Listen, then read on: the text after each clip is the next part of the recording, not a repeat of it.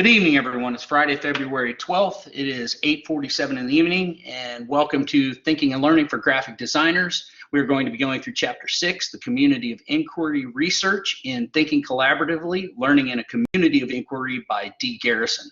I am your instructor, Jeremy Segrist. I'm a graphic designer, instructional designer, and a very grumpy old sailor. Let's go ahead and do a quality check to make sure we are all ready to begin. Please be sure that the red recording light is on in the upper left-hand corner of your screen. Raise your hand if you can see the light, and please type your name into the text chat to receive credit for this block of instruction.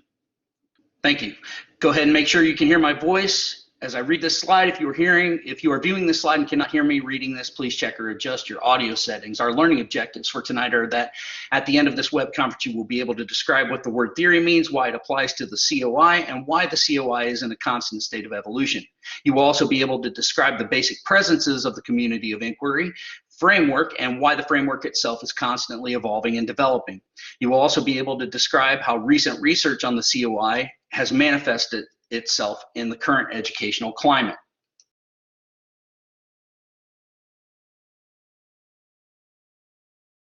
Let's go ahead and begin with an icebreaker. Use the whiteboard pointer tool to point to the correct answer. Virtual learners, please compile all your responses and explanations for the responses into one email and send it to segrist.16@wright.edu. The Community of Inquiry Framework is which answer? That's correct. It is A. It is the most widely accepted theory concerning online and blended learning. Very good, guys. What it really is, it puts the focus on the experience of education rather than the technologies or mediums used to deliver the learning material. Through the COI theory and research, we now have new insight into the collaborative educational experience. However, don't be fooled. Even though we use the word theory, the COI framework is a very well-researched and developed set of theories. Theories by themselves help systematically order ideas and concepts as well as predict emerging trends, which allow us to take action as both instructors and learners. The COI theoretical framework works with this definition of theory, even though it is not a theory. It has just become the umbrella for several educational theories. Even though it's not a classical theory, the COI framework is seen as a developing educational theory, which explains teaching and learning in a collaborative environment. Succinctly put, guys, the reason it was a necessity to bring multiple theories together under the framework is that learning sciences are multidisciplinary, and these sciences all point to the idea or stem from the idea that simple memorization of facts is no longer, if it ever was, an effective educational strategy. The Community of Inquiry framework has become an essential tool for rethinking how we design relevant and meaningful experiences. So which is it? Go ahead and in the list of whiteboard tools, use the pen tool to circle the best option regarding the COI framework. Which one do you think it is? Is it a theory or is it not a theory? Very good. It is actually a theory, even though it encompasses several different learning theories.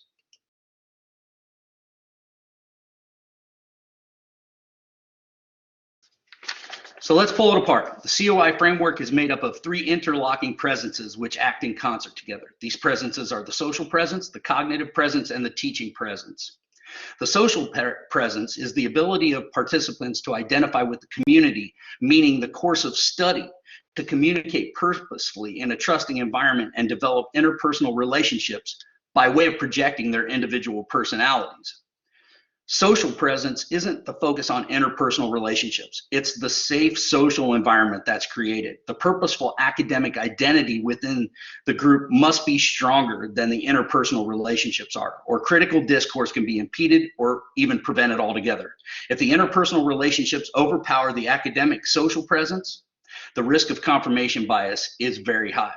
Then we get to the cognitive presence. This is the presence that works with the social presence to allow learners to articulate an understanding into the group collective. Although this is the least controversial facet in the presence model, this is the presence which allows reflective thinking that's required to fuse your private and shared worlds. And this allows for that collaborative thinking to take place. It's widely considered to be the heart of the community and helps students move through the cognitive phases of inquiry in a very expeditious manner.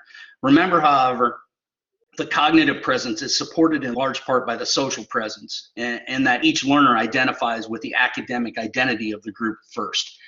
Then we get to the third presence, the teaching presence. This is the most researched and best understood presence. The teaching presence is a multidimensional construct consisting of three things: design, facilitation, and direction. And these three things maintain a functional community of inquiry. Most modern research points to the idea that the actual attainment of any learning outcomes in any course of instruction rely heavily on the teaching presence. It's widely considered to be the backbone of the entire thing. But people often misunderstand the teaching presence because they don't realize that it's shared throughout the entire learning community. All participants in a community of inquiry are required to actively participate in the learning experience and share in cultivating the teaching presence within the framework by helping shape the design of the community, requesting input, and this in turn helps develop a feeling of ownership. The essential function here is that the teaching presence could be said to be a facilitator between the direct instruction, the design of the course, and the segments of the course itself. And there is one more section, it's the missing link, it's metacognition. Although not a presence in the COI framework, metacognition allows learners and teachers to be aware of all the facets within a community, and it helps reach deep and meaningful goals. A learning community actually grows exponentially when the participants are aware metacognitively of what's going on and prepared to assume some of the teaching presence responsibilities by managing and monitoring the thinking and learning process. In fact, the teaching presence demands metacognitive awareness of the inquiry progress to move forward at all. So as a group, please circle the correct presence with the correct definition as I read the definitions using the whiteboard pen. Please, virtual learners, put your answers into one email and send them to my Wright State email. So the first definition is, which presence helps move the group through the stages of practical inquiry? Which one do you think it is? That's correct. It's the teaching presence, which is the presence when people are inherently aware of the processes they are currently undergoing. That's correct. Metacognition. Good job. And which one describes the shared public and private worlds within the learning community? Great. Cognitive presence. Great. And the last one, helps participants identify with community. Which one is that? The social presence. Very good. Thank you, guys.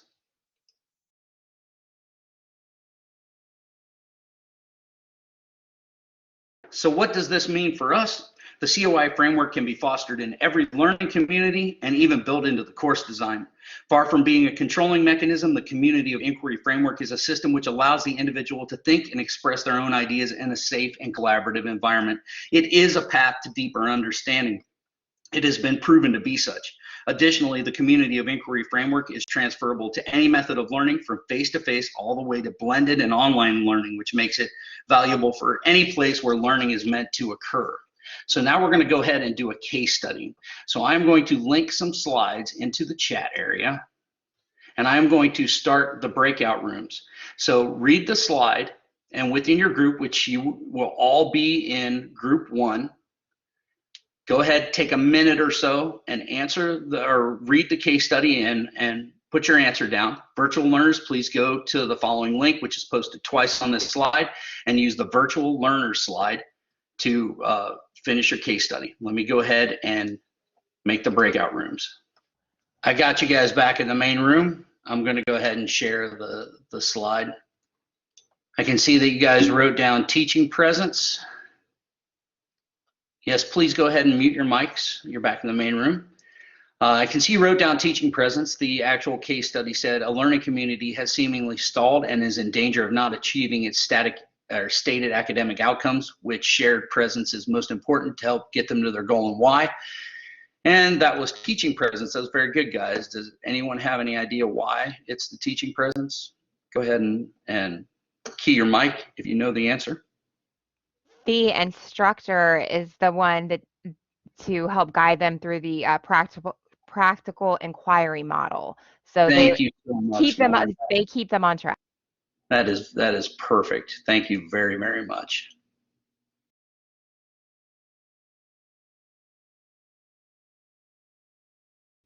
So in conclusion, although not a pure theory in and of itself, the community of inquiry is made up of several educational theories, all beginning with the idea that the simple memorization of facts is no longer an effective educational strategy. These theories were solidified into the community of inquiry framework, which helps facilitate deeper learning transactions. The three presences, along with metacognition, work together within the COI framework and allow it to function as a supportive community. The social presence helps the community members identify with the academic goal of the group. The cognitive presence is the melding of the inner and outer worlds, which allows for a deep connected thinking within the community.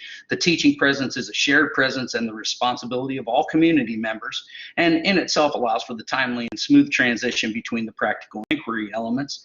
And finally, metacognition improves the entire experience for the community, as it is the mechanism which allows for each member to be aware of the processes they are undertaking, allowing each member to self-monitor both themselves and the group progress. Finally, the COI Community of Inquiry Framework has been implemented at all levels. Current research points to smaller class size, prompt feedback, and group interaction, which provides the substrate for deeper learning transactions between learners and instructors. All this research has altered the teaching landscape permanently, effectively doing away with the old industrial paradigm of distance learning, and at the same time changing in-person learning at almost every institution of higher learning.